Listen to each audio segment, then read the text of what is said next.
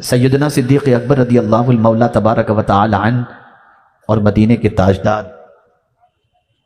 ارواحنا فداہ صلی اللہ علیہ وسلم کا معمول تھا روزانہ دونوں مسجد نبوی شریف میں بیٹھ کر عشاء کے بعد کچھ بات چیت کیا کرتے تھے۔ ایک صحابی کے دل میں خیال پیدا ہوا، یہ روزانہ رات کو بیٹھ کے کیا بات کرتے ہوں گے؟ آؤ ایک دن میں بھی چل کر کے اس محفل کے اندر بیٹھوں اور جاننے کی کوشش کروں کہ یہ دونوں کیا بات کرتے ہیں۔ پہنچے مسجد نبوی شریف میں، اجازت چاہی حضور صلی اللہ علیہ وسلم سے کہ آقا اجازت دیں تو میں بھی آپ کی محفل کا حصہ بن جاؤں۔ آقا کریم صلی اللہ علیہ وسلم نے اجازت عطا فرمائی، وہ اس محفل میں بیٹھے۔ سرکار صلی اللہ علیہ وسلم نے اپنی گفتگو صدیق اکبر رضی اللہ تعالیٰ عنہ کے ساتھ جاری رکھی۔ کافی دیر کی گفتگو کے بعد آقا کریم صلی اللہ علیہ وسلم کھڑے ہوتے ہیں اپنے دولت کدے کی طرف جانے کے لیے۔ صدیق اکبر بھی ساتھ میں کھڑے ہوتے ہیں اور وہ صحابی بھی کھڑے ہوتے ہیں۔ اس سے پہلے کہ مدینے کے تاجدار صلی اللہ علیہ وسلم اپنے دولت کدے کی طرف رخ کریں، وہ صحابی پوچھتے ہیں، یا رسول اللہ صلی اللہ علیہ وسلم، میں نے آپ دونوں کی گفتگو آج سنی ہے، کیا روزانہ رات کو بیٹھ کر کے آپ یہی باتیں کرتے ہیں؟ آقا کریم صلی اللہ علیہ وسلم نے ارشاد فرمایا، ہاں ہماری گفتگو کا موضوع یہی ہوتا ہے۔ اب سنیے وہ گفتگو کیا تھی اور وہ صحابی کیا کہتے ہیں۔ صحابی فرماتے ہیں، واللہ ان دونوں کی گفتگو کا موضوع کیا تھا جانتے ہیں آپ؟ وہ کہتے ہیں ایک ہی موضوع تھا، گری ہوئی امت کو کیسے اٹھایا جائے۔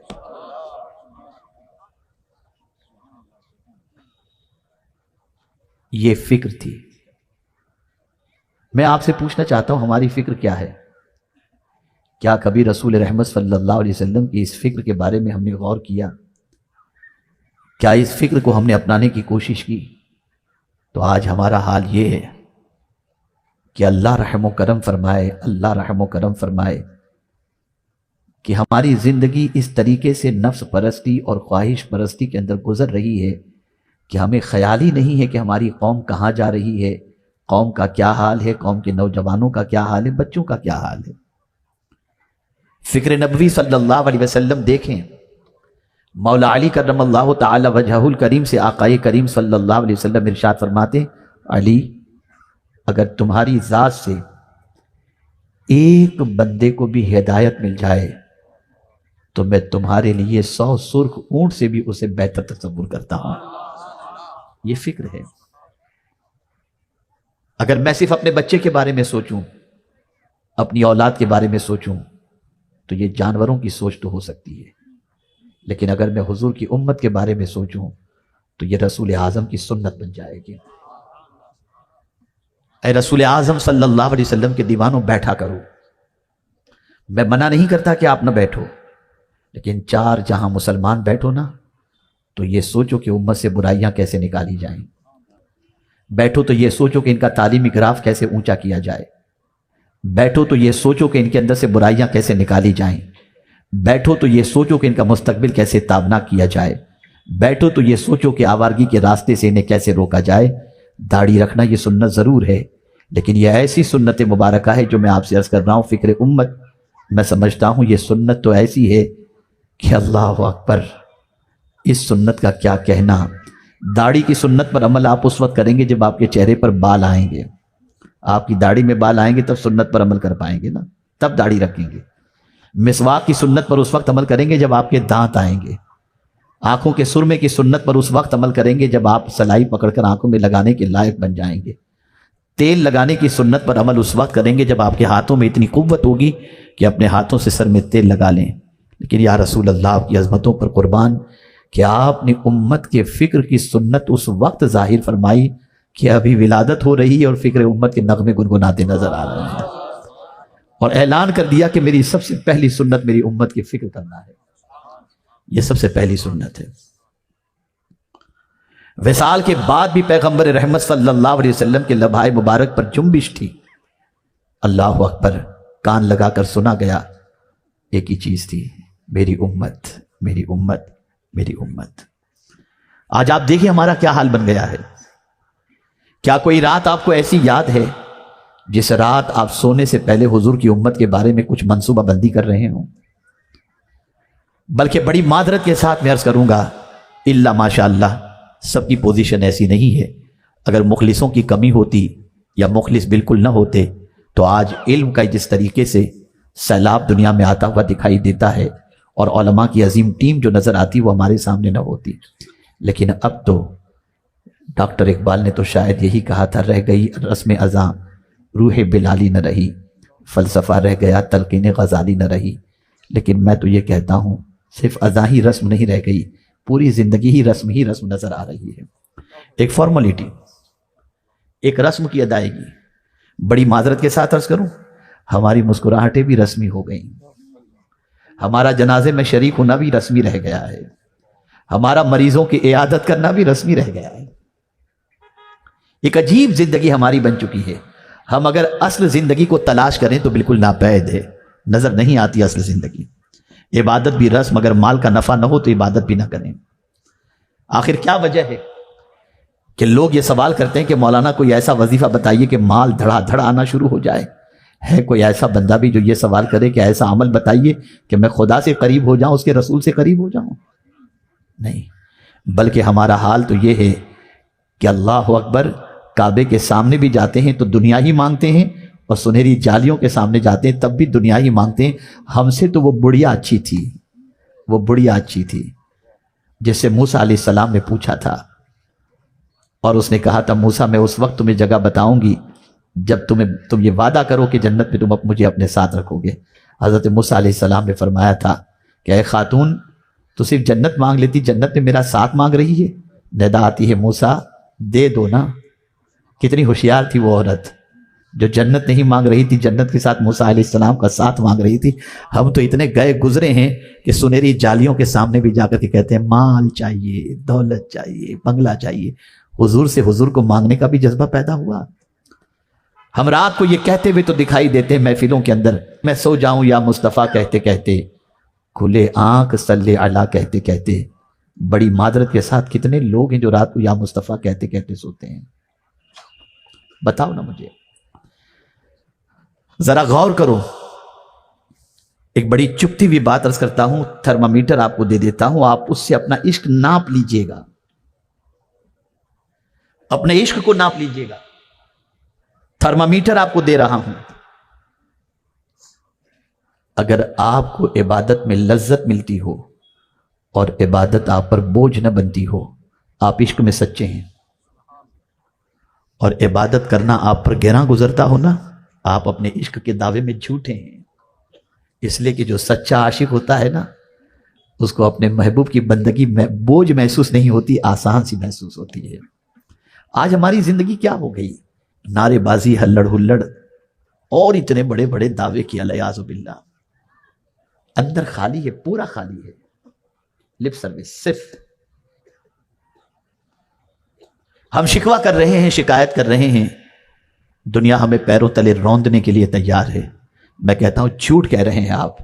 ہم خود اپنے آپ کو اپنے پیروں تلے روند رہے ہیں. ہم اپنے آپ کو روندنا چھوڑ دیں، دنیا ہماری عزت کرنا شروع کر دے گی. پہلے ہم اپنی نظروں سے گرتے ہیں، پھر خدا کی نظروں سے گرتے ہیں. گناہ کرنے والا، جرم کرنے والا سب سے پہلے اپنی نظروں سے گرتا ہے. میں آپ کو یقین کے ساتھ کہتا ہوں، گندی پکچروں کو دیکھنے والا انسان جو رات کی تاریکی میں گندی پکچر دیکھتا ہے، دن کے اجالے کے اندر اس کا ضمیر اس کو ملامت کرتا ہے، وہ خود اپنی نظروں سے گر جاتا ہے. اور سب سے بڑا گرنا اپنی نظروں سے ہی، جو اپنی نظروں سے گر جائے اسے کون اٹھا سکتا ہے؟ صرف تحدیث نعمت کی خاطر عرض کر رہا ہوں. ابھی علی گڑھ مسلم یونیورسٹی کے ایم ایس او کے سیکریٹری سے بات ہو رہی تھی. کل علی گڑھ مسلم یونیورسٹی میں میرا بیان تھا. انہوں نے کہا ایک آپ کے جملے کے سلسلے میں یونیورسٹی کے اندر چرچا ہو رہا ہے. وہ جملہ کون سا تھا؟ طلباء اور طالبات موجود تھے، پروفیسرز موجود تھے. میں نے ایک خاص جملہ آخر میں نے کہا تھا، میں نے کہا اس وقت ڈپریشن کا مرض بڑھتا جا رہا ہے، اسٹریس اور بے چینی کا مرض بڑھتا جا رہا ہے، بے قراری کا مرض بڑھتا جا رہا ہے. اور سب سے زیادہ اس کے مریض ہندوستان میں نہیں ہیں، مغربی دنیا میں ہیں، ویسٹرن ورلڈ کے اندر ہیں. وہاں تو آسائش کے سارے سامان موجود ہیں، وہاں رہنے کے مکان دیکھیں تو آپ کی عقل دنگ رہ جائے. وہاں راستے دیکھیں تو آپ کی عقل دنگ رہ جائے، وہاں گاڑیوں کی چمک دمک دیکھیں تو آپ کی عقل دنگ رہ جائے، وہاں ملنے والا فریش فروٹ دیکھیں تو آپ کی عقل دنگ رہ جائے، وہاں کی آمدنی دیکھیں تو آپ کی عقل دنگ رہ جائے۔ یا اللہ، آسائش کے سارے سامان کے باوجود وہ لوگ بے چین کیوں ہیں، وہ لوگ بے قرار کیوں ہیں؟ میں نے اس پر سے پردہ اٹھاتے ہوئے یہ بات میں نے عرض کی تھی، یاد رکھو انسان جب گناہ کرتا ہے نا وہ ڈپریشن کا شکار ہو جاتا ہے، گناہ کرنے والا مایوس ہونا شروع ہو جاتا ہے۔ اور اگر کوئی کہے کہ مصیبت کی وجہ سے مایوس ہوتا ہے تو میں کہتا ہوں کربلا جیسی مصیبت تو نہ تم پر آئی ہے نہ ہم پر آئی ہے، مجھے بتاؤ خاندان اہل بیت کا ایک بچہ بھی تو مایوس ہوا ہو؟ کیوں؟ عبادت کی طاقت تھی، عبادت کی طاقت تھی، گناہ سے رشتہ ٹوٹا ہوا تھا، اور اللہ سے بندگی کی لو کو لگا لے اور رابطہ مضبوط کر لے، پھر اسے کبھی ڈپریشن نہیں ہوتا، کبھی وہ نا امیدی کا شکار نہیں ہوتا۔ یاد رکھیں اور اچھی طریقے سے یاد رکھیں، آج بھی مسلمانوں میں ڈپریشن کا مرض دنیا کی دوسری قوموں کے مقابلے میں کم پایا جاتا ہے۔ اس کی دلیل میں بہت دور جا کر کے نہیں، بہت قریب لا کر کے آپ کے سامنے پیش کروں گا۔ خدا کی قسم کورونا کے زمانے میں بھی جتنا موت سے بے خوف مسلمان نظر آتا تھا اتنا کوئی دوسرا نظر نہیں آتا تھا۔ میں عرض کرنا چاہوں گا تھوڑی سی فکر درست کرو، ہمیں اپنی قوم کو اٹھانا ہے، ہمیں اپنی آخرت کو سنوارنا ہے، اور قوم کو اٹھانے کا ثواب معمولی ثواب نہیں ہے، قوم کے لیے دوڑ دھوپ کرنے کا ثواب معمولی ثواب نہیں ہے، قوم کی فکر کے اندر راتوں کو اٹھ کر کے رونا معمولی ثواب نہیں ہے، بلکہ سن لو کسی مسلمان کے لیے اس کے پیٹھ پیچھے دعا کرنا بھی خدا کی قسم یہ معمولی ثواب نہیں ہے۔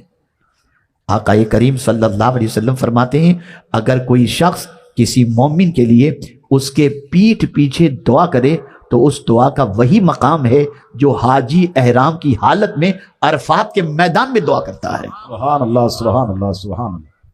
یہ دعا کا مقام ہے۔ اب ہمیں نکلنا ہوگا اپنی خواہش سے باہر، ہمیں تیار ہونا ہوگا دوسروں کے لیے قربانی دینے کو۔ علم کے سلسلے میں رات جاگو۔ آپ دیکھیے حضرت امام مالک، دیکھیے فکر امت، علماء تشریف فرما ہیں، میرے سر کے سب تاج ہیں ماشاءاللہ۔ حضرت امام مالک ایک کتاب کا مطالعہ کر رہے ہیں، مطالعہ کرتے کرتے رات کا بیشتر حصہ گزر گیا، جھپکیاں آنے لگی، جیسے ہی جھپکی آنے لگی پانی لیا، چہرے پہ مارا، موضوع بدل دیا، جس موضوع کی کتاب پڑھ رہے تھے اس کو ہٹا کر دوسری کتاب اٹھا لی، اسے پڑھنا شروع کیا۔ پھر تھوڑی دیر کے بعد جھپکی آنے لگی، کتاب کو ہٹایا، دوسری کتاب لی، پانی چہرے پر مارا۔ ایک شاگرد سے برداشت نہ ہوا۔ غور سے سنیے میرے علماء حضرات، میرے علماء ساتھی بھی خاص طور پر توجہ فرمائیں۔ پوچھنے والے نے، شاگرد نے حضرت امام مالک سے پوچھا حضور اپنی جان پر اتنی زیادتی کیوں کر رہے ہیں؟ تھوڑا سا آرام کر لینا، نیند کا غلبہ ہے، تھوڑا سا آرام کر لیں، خدا کی قسم جملے پر قربان جائے گی۔ ارشاد فرماتے ہیں ہماری قوم ہم پر بھروسہ کر کے آرام کر رہی ہے، اور اگر ہم بھی آرام کریں گے تو قوم کے مسئلے سلجھائے گا کون؟ ذرا سوچو آپ۔ بظاہر آپ دیکھیں گے کہ چند بچے ابھی فارغ ہوں گے، ان کے سر پہ دستار باندھی جائے گی، لیکن ان بچوں کو جب بھی میں دیکھتا ہوں ان کی زندگی پر مجھے رشک آتا ہے۔ آپ کے بھی بچے ہیں، میرے بھی بچے ہیں۔ یہ جس عمر کے اندر مدرسے میں داخل ہوئے تھے ذرا اس عمر کا اندازہ لگائیے۔ آپ کا بچہ اس عمر کے اندر سیر و تفریح کے لیے نکلتا ہوگا، ایئر کنڈیشن میں سوتا ہوگا، بہت آرام سے رہتا ہوگا، مزے کے کھانے کھاتا ہوگا، ماں باپ کی ڈانٹ نہیں، ماں باپ کے ساتھ تفریح کے لیے نکلتا ہوگا۔ اے طلبہ تمہاری عظمتوں کو سلام، تمہاری عمر کے بچے کھیل رہے ہیں اور تم کھیل کو قربان کر کے نبی کا دین سیکھ رہے ہو۔ سبحان اللہ سبحان اللہ سبحان اللہ۔ ان ماں باپ کی عظمتوں پر قربان جو اپنے بچوں کو دین کی راہ کے اندر چھوڑ رہے ہیں، ان اساتذہ کی عظمتوں کو پر قربان جو معمولی سی تنخواہ پر بچوں کو تراش رہے ہیں۔ اگر یہ بچے نہ ہوتے، یا اساتذہ نہ ہوتے، یہ ادارے نہ ہوتے تو ہمیں جینے کا سلیقہ تو کیا، بندگی کا سلیقہ بھی ہمیں معلوم نہ ہوتا۔ اے رسول اعظم صلی اللہ تعالی علیہ وسلم کے دیوانوں، حضور کی امت کی فکر بہت بڑا سرمایہ ہے، بہت بڑی دولت ہے۔ یہ جسے نصیب ہو جائے آپ یہ سمجھ لیجئے گا کہ اسے بہت بڑی دولت نصیب ہو گئی۔ آپ جانتے ہیں اعتکاف کتنی عظیم نعمت ہے، وہ بھی ماہ رمضان کا اعتکاف، اور وہ بھی مسجد نبوی شریف کا اعتکاف، کتنا عظیم ثواب کا جو ہے موقع اللہ عطا فرماتا ہے جن کو جو وہاں پر جو ہے ماہ رمضان کے اندر مسجد نبوی شریف میں اعتکاف